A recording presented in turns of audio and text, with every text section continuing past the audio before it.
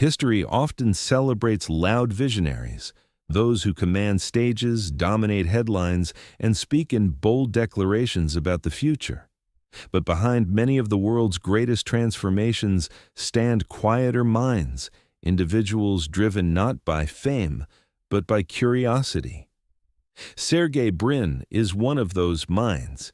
He did not set out to become a billionaire. He did not dream of power or global influence. Instead, he asked questions, deep mathematical questions about information, structure, and truth. And in asking those questions, he helped build one of the most powerful tools humanity has ever known, Google. This is not just the story of a tech company. This is the story of immigration, freedom, curiosity, friendship, and intellectual courage.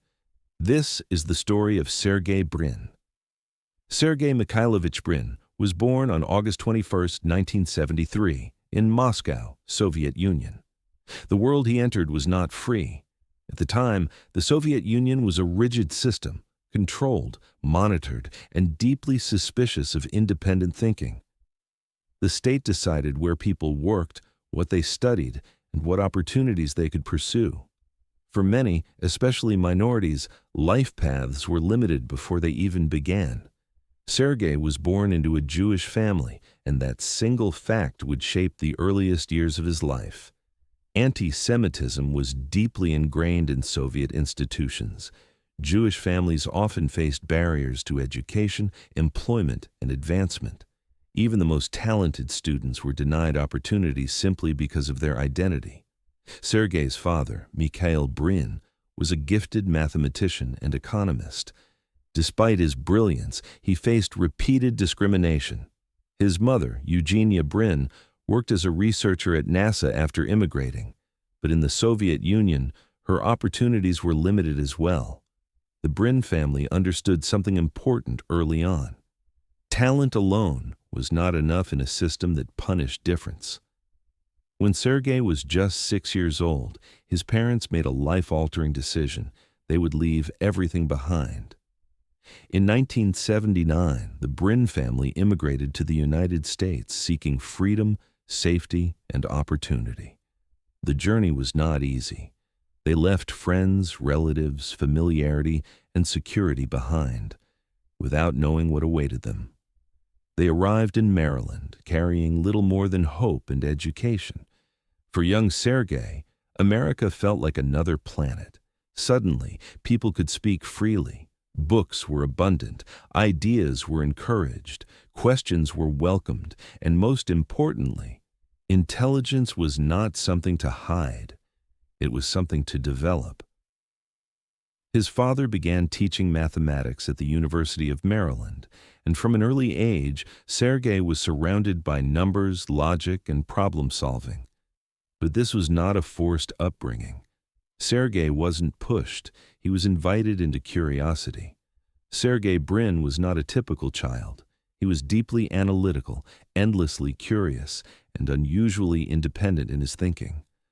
While other kids played games, Sergey wanted to understand how systems worked. Why do numbers behave the way they do? How can information be structured? What makes something efficient or inefficient? His parents noticed something important. Sergey did not memorize, he explored. At school, he sometimes clashed with rigid teaching styles. He disliked authority that demanded obedience without explanation. If a rule existed, he wanted to understand why. This trait would define his life. He once said that growing up in the United States after seeing how restricted life was in the Soviet Union gave him a deep appreciation for freedom of thought. I have a huge appreciation for freedom, including freedom of expression. That appreciation would later become embedded in Google's culture. Sergey's intelligence was undeniable. He skipped grades and advanced rapidly through school. Mathematics, computer science, and physics felt natural to him. They were not just subjects, they were languages. In 1990, at just 16 years old, Sergey enrolled at the University of Maryland. There, he studied computer science and mathematics, graduating with honors. His professors quickly realized they were dealing with an exceptional mind. But Sergey was not obsessed with grades. He was obsessed with ideas. He questioned assumptions. He explored unconventional approaches. He enjoyed debating theories and breaking problems apart until they revealed something deeper. This mindset would soon collide with another mind just as intense. In 1995, Sergey Brin was accepted into Stanford University's PhD program in computer science. On his first days at Stanford, he was assigned to show a new student around campus. That student was Larry Page. Their first meeting was not friendly. In fact, they argued. They debated ideas aggressively. They challenged each other constantly. Their personalities were different, but their minds operated at similar frequencies. Larry was deeply interested in the structure of the World Wide Web. Sergey was fascinated by data mining and large-scale systems. They didn't try to impress each other. They tried to outthink each other. And that intellectual tension created something powerful. In the mid-1990s, the internet was growing rapidly, but it was chaotic. Search engines existed, but they were primitive. They ranked results mostly by keyword frequency. If a page repeated a word enough times, it appeared more important, even if it wasn't useful. Sergey and Larry saw a fundamental flaw. The web wasn't just a collection of pages. It was a network of relationships. Links mattered. A page linked by many other important pages should be considered more important. This idea led to the creation of PageRank, an algorithm that evaluated web pages based on the quality and quantity of links pointing to them. Larry focused on the theoretical structure. Sergey focused on implementation, data analysis, and scalability. Together, they built something revolutionary.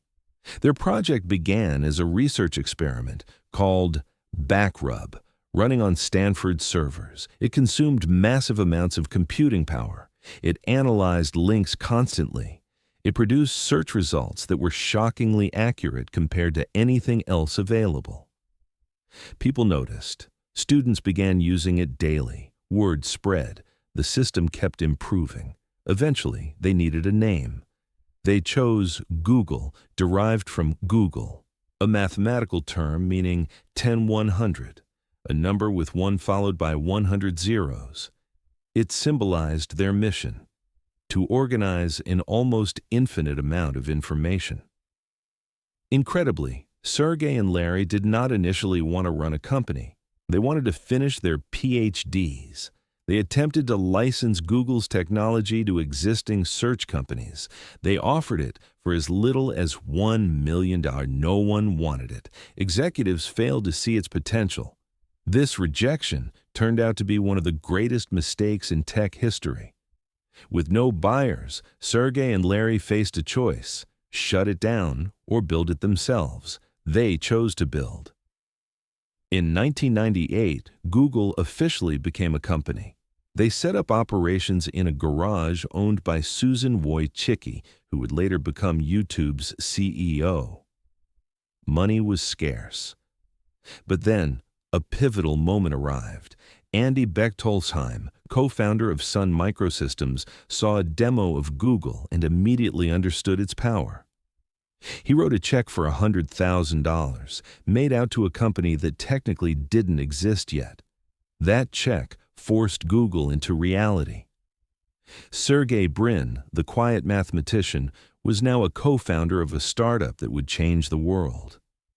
From the beginning, Sergey played a crucial role in shaping Google's culture. He believed workplaces should encourage creativity, openness, and experimentation. He rejected rigid hierarchies. He valued data over opinions. Google offices became famous for their unconventional environment, free food, open spaces, and playful design. But this wasn't about perks. It was about psychology.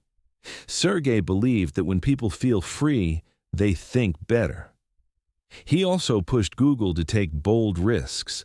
Projects like Google Maps, Gmail, Android, and Google X, now X, the moonshot factory, reflected his belief that technology should aim for big breakthroughs, not small improvements. As Google grew, so did Sergey's wealth. He became one of the youngest billionaires in the world. But wealth did not change him in expected ways. He dressed simply. He avoided unnecessary publicity.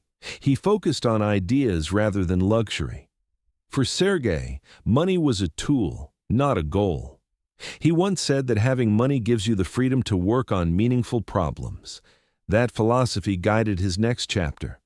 In 2015, Google restructured itself under a new parent company called Alphabet Inc.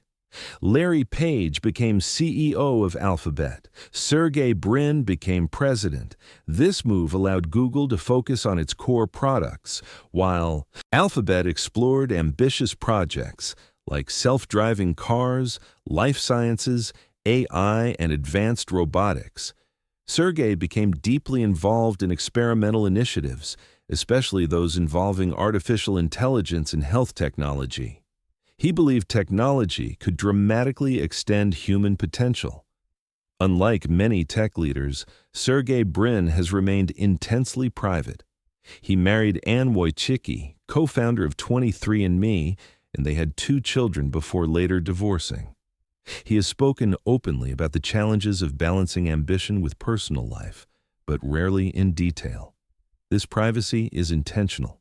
Sergey believes some parts of life should remain unoptimized. In 2019, Sergey stepped down from his executive role at Alphabet, along with Larry Page.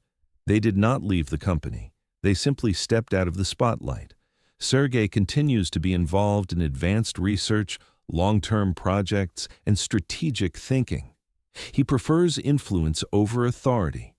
Sergey Brin's legacy is not just Google. It is the idea that information should be accessible. It is the belief that curiosity can change the world. It is proof that quiet thinkers can have the loudest impact. From a child escaping oppression to a scientist reshaping human knowledge, Sergey Brin's story is a reminder. The future is often built by those who ask better questions, not those who seek louder answers. Today, billions of people use Google every day without thinking about it. But behind that simplicity lies a complex vision, one shaped by freedom, mathematics, and relentless curiosity. Sergey Brin did not chase greatness. He chased understanding, and in doing so, he helped organize the world.